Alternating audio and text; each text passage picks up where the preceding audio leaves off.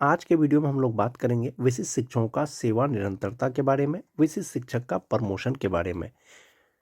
जैसा कि आप सभी जानते हैं, विभाग ने स्पष्ट कर दिया है कि सेवा निरंतरता उन्हीं शिक्षकों को मिलेगा जो प्रमोशन के योग्य हैं, यानी जिनको प्रमोशन दिया जाएगा उन्हीं का पहले का सेवा गणना किया जाएगा। जब विशिष्ट शिक्षक का प्रमोशन होगा तो किस प्रकार से होगा? जाहिर सी बात है दोस्तों, जब प्रमोशन होगा तो इंडेक्स चेंज हो जाएगा। जो 1 to 5 के शिक्षक होंगे वो 6 to 8 के शिक्षक हो जाएंगे, जो 6 to 8 के शिक्षक होंगे 6 to 8 के वरीय शिक्षक हो जाएंगे। तो इसी तरह से 9 10 का 11 12 में प्रमोशन होगा और उनका पहले का सेवा का गणना होगा। विशिष्ट शिक्षकों का प्रमोशन आखिर किस प्रकार से होगा, उसके लिए वांछित योग्यताएं क्या क्या होनी चाहिए, विस्तार से इसके बारे में चर्चा करेंगे दोस्तों। वीडियो शुरू करने से पहले एक रिक्वेस्ट है दोस्तों, जो लोग मेरे चैनल को सब्सक्राइब नहीं किए हैं कृपया चैनल को सब्सक्राइब कर दें। जैसा कि आप देख पा रहे होंगे, 22 नवंबर को जो पत्र आया था, शिक्षा विभाग का जो आदेश आया था, इसमें एक चीज स्पष्ट कर दिया गया था दोस्तों कि 1 to 5 के शिक्षकों का 6 to 8 में प्रमोशन होगा, 9 10 के शिक्षकों का 11 12 में प्रमोशन होगा। और ये प्रमोशन के अंतर्गत जो भी उनका पहले का कार्य है उसको गिना जाएगा और उसी के आधार पर प्रमोशन होगा। एक ये चीज हो गया दोस्तों। अब हम लोग बात करेंगे नियमावली, यानी विशिष्ट शिक्षक नियमावली 2023 यथा संशोधित 2024 के बारे में। जहां तक बात विशिष्ट शिक्षकों के प्रमोशन का है दोस्तों, जो विशिष्ट शिक्षक नियमावली 2023 है उसका पॉइंट नंबर 9 में प्रमोशन यानी प्रोन्नति से संबंधित है। इसमें यह कहा गया है कि विशिष्ट शिक्षक कुल 4 प्रकार के होंगे। एक 1 to 5 के विशिष्ट शिक्षक होंगे, एक 6 to 8 के होंगे, एक 9 10 के होंगे, एक 11 12 के होंगे। नियमावली के अनुसार प्रमोशन दिया जाएगा, लेकिन कब दिया जाएगा? 8 वर्ष लगातार सेवा के बाद दिया जाएगा। लेकिन चूंकि शिक्षा विभाग ने अब ये क्लियर कर दिया है कि प्रमोशन में जो भी उन्होंने पहले का कार्य किया है उसका गणना किया जाएगा, तो नियमावली के अनुसार आप जो प्रमोशन होने योग्य होते, जो सक्षमता 1 वाले थे तो वो 1/1/2033 के बाद योग्य होते, जो सक्षमता 2 वाले थे 1 मार्च 2033 के बाद प्रमोशन के योग्य होते। चूंकि अब आपका पहले का कार्य का गणना किया जाएगा, यानी सेवा निरंतरता आपका गिना जाएगा, तो ये 8 वर्ष आपका पहले हो जाएगा। बहुत से शिक्षक अभी भी प्रमोशन के योग्य हो जाएंगे तो उनका प्रमोशन किया जाएगा। तो किस प्रकार से किया जाएगा? जो 1 to 5 के विशिष्ट शिक्षक हैं उनका 6 to 8 में प्रमोशन किया जाएगा, और बहुत से शिक्षक 6 to 8 के विशिष्ट शिक्षक होंगे तो वो 6 to 8 के वरीय विशिष्ट शिक्षक बन जाएंगे। जो 9 10 के शिक्षक होंगे उनका 11 12 में होगा प्रमोशन, और जो 11 12 के होंगे वो 11 12 के वरीय विशिष्ट शिक्षक बनेंगे। ये तो लगातार 8 वर्ष का जो सेवा था दोस्तों, अब ये आपका सेवा घट जाएगा। चूंकि आपका प्रशिक्षित वेतनमान की तिथि से गिना जाएगा तो बहुत लोग अभी भी योग्य हो जाएंगे। जो 1 to 5 के विशिष्ट शिक्षक का प्रमोशन होगा वो उपलब्ध रिक्तियों के अनुसार होगा, यानी सीट वैकेंट रहेगा तभी आपका प्रमोशन होगा। दूसरा है दोस्तों कि जो 6 to 8 के विशिष्ट शिक्षक है वो अपने ही पद पे प्रमोशन कर दिया जाएगा। जो 9 10 के हैं उनका 11 12 में होगा, कब होगा? उपलब्ध रिक्तियों के अनुसार होगा। और 11 12 के जो वरीय विशिष्ट शिक्षक बनेंगे तो वो अपने ही स्थान पर बनेंगे। ये जो 8 वर्ष दिया गया है दोस्तों नियमावली में, अब ये आपका 8 वर्ष अनिवार्य नहीं है। प्रशिक्षित वेतनमान की तिथि से जब आपका 8 वर्ष पूर जाए आपको प्रमोशन मिल जाएगा। ये जो प्रमोशन होगा दोस्तों, अधिकार के रूप में किसी भी प्रोन्नति का दावा नहीं किया जा सकता है। सभी प्रोन्नति उपलब्ध रिक्तियों के अधीन होगी और विभागीय नीति को ध्यान में रखते हुए किया जाएगा। प्रमोशन के लिए आप दावा नहीं कर पाएंगे, जो विभाग का नियम होगा उसके अनुसार आपका प्रमोशन किया जाएगा। इसके अलावा सभी प्रोन्नति विभाग की प्रचलित नीति के अनुसार की जाएगी और अपेक्षित योग्यता सहित पात्रता के अधीन होगी। एक मोस्ट इंपोर्टेंट चीज है दोस्तों, अपेक्षित योग्यता। योग्यता का मतलब है 1 to 5 के आप शिक्षक हैं, 6 to 8 में अगर आपका प्रमोशन होगा, स्नातक ग्रेड में प्रमोशन होगा, तो आपके पास स्नातक ग्रेड का शिक्षक बनने के लिए जो योग्यता होना चाहिए वो आपके पास होगा, तभी आपका प्रमोशन होगा। 9 10 के आप विशिष्ट शिक्षक हैं, 11 12 में आपका प्रमोशन होगा, लेकिन 11 12 का शिक्षक बनने के लिए जो वांछित योग्यता होना चाहिए वो होगा, तभी आपका प्रमोशन होगा। आप उसको ऐसे समझ सकते हैं, जो 1 to 5 के शिक्षक हैं इनका जो क्वालिफिकेशन है ये इंटर और प्लस ट्रेनिंग है, 1 to 5 के शिक्षक हैं। अब जब वो 6 to 8 के शिक्षक के पद पर उनका जब प्रमोशन होगा तो 6 to 8 का शिक्षक बनने के लिए आपको ग्रेजुएट होना चाहिए प्लस ट्रेनिंग होना चाहिए। बहुत सारे 1 to 5 के शिक्षक ऐसे होंगे दोस्तों जो ग्रेजुएट नहीं है लेकिन उसका प्रशिक्षित वेतनमान का 8 साल हो गया है लेकिन उनका प्रमोशन नहीं होगा। क्यों नहीं होगा? क्योंकि उसके पास योग्यता नहीं है। जो 6 to 8 के विशिष्ट शिक्षक हैं वरीय विशिष्ट शिक्षक तो ऐसे बन जाएंगे क्योंकि 6 to 8 का तो उनके पास क्वालिफिकेशन है ही, यानी ग्रेजुएट है, ट्रेनिंग है। जो 9-10 के विशिष्ट शिक्षक हैं दोस्तों, जो 9-10 के हैं, एक तो इनका होगा ग्रेजुएशन होगा यानी BA BSc BCom plus B.Ed होगा इनका, जो 9-10 के शिक्षक हैं। अब 11-12 में प्रमोशन होगा तो 11-12 में शिक्षक बनने के लिए उनके पास PG की डिग्री होना चाहिए, यानी MA MSc MCom और प्लस B.Ed होना चाहिए। अगर उनके पास PG की डिग्री है, B.Ed है, तो उनका 11-12 में प्रमोशन हो जाएगा। यानी वांछित योग्यता का तात्पर्य यही है दोस्तों।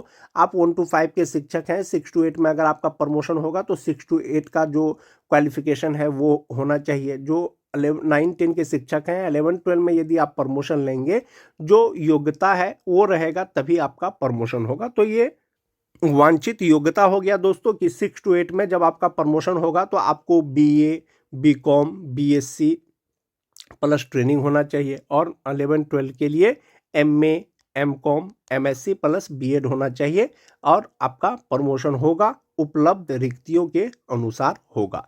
जब प्रमोशन होगा आपका तो आपका स्वतः इंडेक्स चेंज हो जाएगा, यानी पेमेंट का इंडेक्स आपका चेंज हो जाएगा। विभागीय नियम के अनुसार दोस्तों जो प्रमोशन होगा तो सभी प्रकार के शिक्षकों का, सभी प्रकार से मतलब है जो विशिष्ट शिक्षक हैं उनका भी होगा, जो BPSC शिक्षक हैं उनका भी प्रमोशन होगा। तो जो सैलरी चार्ट होगा तो वो इसी के आधार पर तय होगा दोस्तों। ये जो चार्ट है, जो 1 to 5 के शिक्षक हैं स्टार्टिंग बेसिक पे 25,000 रुपया है, 6 to 8 का 28,000 रुपया है, वरीय शिक्षक का 6 to 8 का 30,000 रुपया है, 9-10 का 31,000 रुपया है, 11-12 का 32,000 रुपया है और 11-12 के वरीय का 34,000 रुपया है। एक ये चीज हो गया दोस्तों। कुछ शिक्षक ऐसे होंगे जो 2003 के, जिनका वेतन निर्धारण किया गया है 1 to 5 का, उनका बेसिक पे 31,670 रुपया पे वेतन निर्धारण किया गया है, लेकिन जुलाई में इंक्रीमेंट के बाद इंडेक्स 10 के अनुसार उनका 32,620 रुपया हो गया है। या आप ये मान के चलें कि बहुत से शिक्षक ऐसे होंगे जिनका वेतन निर्धारण किया गया है 31,670 रुपया में किया गया है। अब चूंकि उनका प्रशिक्षित वेतनमान का 12 वर्ष हो गया है, उनके पास वांछित योग्यताएं हैं, वो ग्रेजुएट हैं, उनका अगर प्रमोशन होगा तो उनका इंडेक्स जो है ये 9 तो रहेगा, लेकिन 1 to 5 के बदले में 6 to 8 वाला इंडेक्स हो जाएगा, यानी उनका बेसिक पे अब 35,470 रुपया हो जाएगा।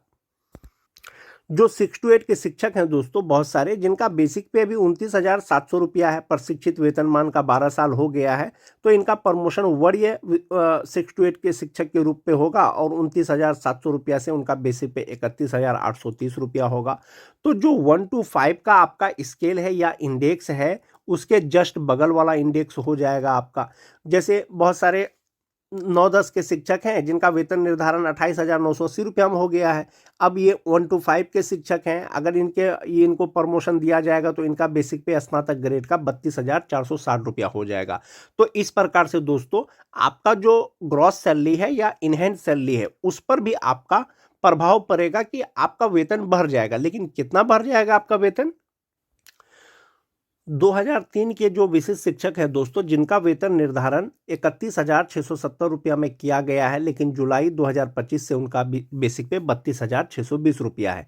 ये जो 32,620 रुपया है ये 1 to 5 का है। अब उनका प्रमोशन होगा किस में? 6 to 8 में होगा। तो ये जो 32,620 रुपया है ये इंडेक्स 10 में ही आ जाएगा और उनका बेसिक पे 36,530 रुपया हो जाएगा। इसमें आप 58% DA जोड़ेंगे तो 21,187 रुपया होगा, 5% HRA जोड़ेंगे तो 1,827 रुपया होगा, 1,000 रुपया मेडिकल में जमा होगा और इनका जो ग्रॉस सैलरी होगा वो 68,594 रुपया होगा, जिसमें से 13,852 रुपया जो है उनका NPS अकाउंट में जमा होगा। इनहैंड सैलरी 54,742 रुपया होगा। जो 2003 के विशिष्ट शिक्षक बने हैं, चाहे वो BPSC पास हो, चाहे वो विद्यालय अध्यापक हो, चाहे वो विशिष्ट शिक्षक हो, जबकि वेतन निर्धारण यानी पे प्रोटेक्शन के अनुसार उनका जुलाई से जो बेसिक पे बन रहा है या बनेगा वो 48,987 रुपया बनेगा। ये सक्षमता 1 पास शिक्षक की बात कर रहा हूं दोस्तों, कि ₹48,987 पे प्रोटेक्शन के अनुसार उनका इनहैंड सैलरी होता है।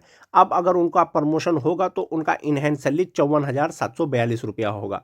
उनका ग्रॉस सैलरी जो है ₹61,357 होता था, प्रमोशन के बाद ₹68,594 हो जाएगा। तो संभवतः 7,000 प्लस उनका टोटल सैलरी पे प्रभाव पड़ेगा। जो 2003 के शिक्षक हैं जिनका प्रमोशन किया जाएगा, चाहे वो विशिष्ट शिक्षक हो चाहे वो बीपीएससी शिक्षक हो।